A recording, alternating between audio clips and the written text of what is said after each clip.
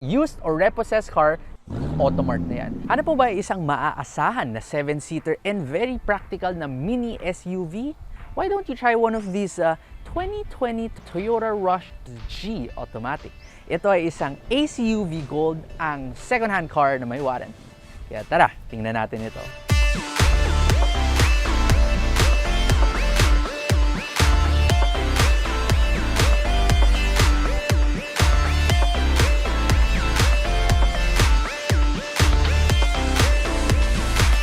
Ano nga ba ang Toyota Rush? Marami ang nagtawag dito at binansagan pa ito bilang isang mini Fortuner. And rightfully so, dahil not only do you have the Toyota badge on it, which we all know to be very reliable, pero isa rin itong tunay na SUV.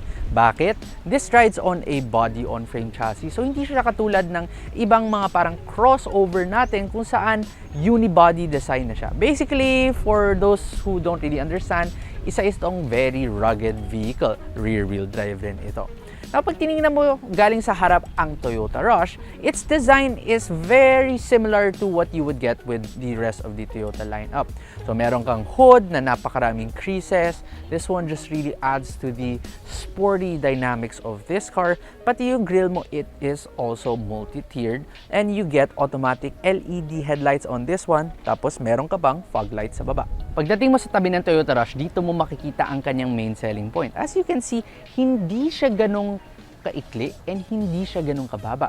So you have enough ground clearance for the floods here in the Philippines. Tapos in terms of length naman, this is a proper 7-seater car. So yung buong pamilya ang makakasakay.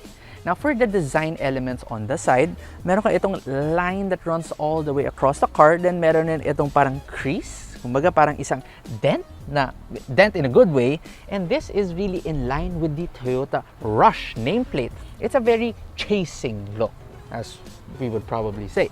Now, one more interesting thing about this is that pag tinignan mo dito sa door handle, meron itong button na to. Ano nga ba ito? Pag pinindot mo to, magla-lock or unlock yung car. That's because the Toyota Rush is also equipped with smart keyless entry. As long as nasa bulsa mo or nasa sayo ang susi mo, pwede mong lock or i-unlock ang kotse just by pressing this button. The side mirror also gets repeaters, and up above, you also get roof rails. For those naman na may hilig sa sporty nature of a car, you get the dual VVT-i badge because the engine does come with dual variable valve timing, and you also get 17-inch rims on this G trim. Kung hindi ka pa masyadong sanay magmaneho ng mga mas malalaking kotse, well, don't worry dahil ang Toyota Rush in this G trim also comes with a reverse camera, tapos meron ka ring mga reverse sensors.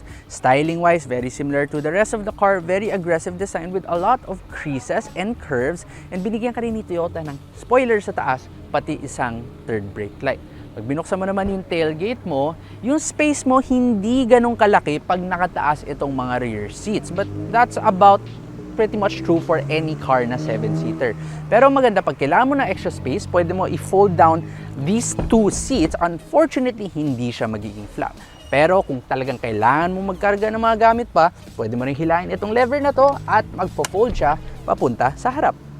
Ang makina ng Toyota Rush ay itong 1.5-liter inline-4 naturally aspirated engine which makes 102 horsepower and 134 Nm of torque. Now, tawag sa makina nito ay ang 2NR engine, which is very similar to the engine that you will get with a Toyota Vios 1.5. And this one is also mated to a 4-speed automatic transmission. Alam mo ba, ang Toyota Rush ay gawa ng Daihatsu na isang kumpanya that's fully owned by Toyota. Same thing with the Wigo. So technically, that this car right here is a Daihatsu Terios, and that can be proven because there is the Daihatsu badge inside the engine bay. Sa loob ng Toyota Rush, kahit na tinatawag ito kadalasan na isang baby Fortuner, wag mong i-expect na ang materials mo sa loob kasing ganda ng isang Fortuner dahil after all, it is a much cheaper car. So with the materials inside here at its price, pwedeng-pwede na siya. First off, your steering wheel, may pagka-leather siya, pero hindi siya tunay na leather. So parang polyurethane yung feeling niya. Pero meron ka ring buttons on the side to control your radio. Then meron ka pa nitong call button on the right side. Instrument cluster mo, it's very straightforward. Madali siyang tingnan, madali siyang basahin. Tapos meron pa siyang maliit na screen sa gitna that tells your odometer, the time today, which gear you're in, as well as your fuel gauge. Sa gitna ng lahat, meron ka nitong isang touchscreen na to. In terms of responsiveness, pwede na.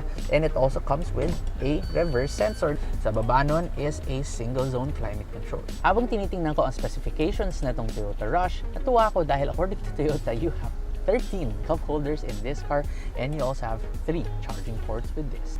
Now, one thing I'm not a big fan of with the Toyota Rush is ginaya niya yung design ng Vios. So, meron ka na itong parang two-tone pattern, di ba? And pag tinignan mo itong white part na to, mukhang maganda at first. May stitching pa, pero akala mo tunay yan na stitching. Hindi pala. Plastic lang pala to. It's simply a stitching-inspired design. Yung upuan mo rin, well, in terms of comfort, it's not the best. But kung short journeys lang and usually sa loob ka lang naman ng city, not bad na siya. Tapos, pag pumunta ka naman doon sa air vents, itong medyo nakakatuwa. Kasi, pag nakabukas siya, no problem. Pero pag sinara mo siya, meron itong parang chrome ring na ang weird lang tingnan, it just really doesn't match the rest of the interior of the car. But that's fine because, again, this car is priced pretty well and it also comes with 6 airbags and it even comes with ABS, traction control, stability control, and hill start assist. Sa second row naman ng Toyota Rush, most probably dito lang kadalasan uupo ang mga pasahero mo. Kung meron ka pang more than 5 passengers, well, there is the third row pero it's best left for kids. While people like me na on the pandak side na 5'6 lang, kasya naman, it's just not a very comfortable place for a long journey. Back to the second row, dito, legroom ko is okay kapag yung driver ko sa harap ko is also around 5'6. Pero kunyari, mas matangkad ka, 5'9", 5'10 ka, yung driver ganun din, magiging masikip na dito. I shall demonstrate it over here. So, kunyari, ito, yan, medyo alanganin na talaga yung legroom mo. Now, your headroom is okay kasi meron parang slight recess dito sa roof, which is good. Unfortunately, pag dito ka sa gitna, talagang medyo masikip na dahil meron pa itong hump sa floor. Tapos yung headroom mo medyo nabawasan na rin. What's nice though is that all those 13 cup holders which I mentioned earlier, dito sa likod, napakadaming cup holders dito sa tabi. Tapos meron ka pang blower para sa aircon. So drive na natin itong Toyota Rush G na ACUV Gold, ang second-hand car na may warranty. Okay, so when you drive the Toyota Rush, huwag mo expect na it feels like a baby Fortuner. Instead, it feels more similar to a Toyota Vios, the 1.5. Not only do they share a very similar engine, but really the feel, yung dynamics ng car, it's very similar to a Toyota Vios. Yung steering feel niya, for example, napakagaan, as light as a Vios, and it's really good pag nasa city speeds ka lang. Hindi ka mahirapan magmaniobra kahit na medyo masikip yung streets dahil pati yung turning radius niya maganda and maliit lang. One thing that can make the Toyota Rush rather similar to a Toyota Fortuner is yung driving position mo. Dahil mas mataas siya sa isang conventional na sedan, mas kita mo ang mga nangyayari sa harap mo. One thing na hindi ko gaano gusto dito sa Toyota Rush is your visibility. So dahil meron kang curtain airbag sa car na to, medyo kumapal yung mga pillars niya, especially dito sa A-pillar. So when you are driving, sa front pa lang, you do have to kind of bend your head a lot just to see on the sides. And if you're carrying 7 people in the Toyota Rush, yung maulo nila nung mga nakasakay sa likod, matatakpan talaga yung rear windshield. When you park this car though, it's not that hard despite this car being a bit long dahil meron ka namang reverse camera and reverse sensors. Na-mention ko nga kanina na ang makina ng Toyota Rush ay very similar sa isang Toyota Vios. So now we test it. Does it feel like a Toyota Vios? Yes, more or less para talaga siyang Toyota Vios. Ang problema nga lang dito, hindi siya ganun kagaan yung pakiramdam dahil 4-speed lang ang transmission nito.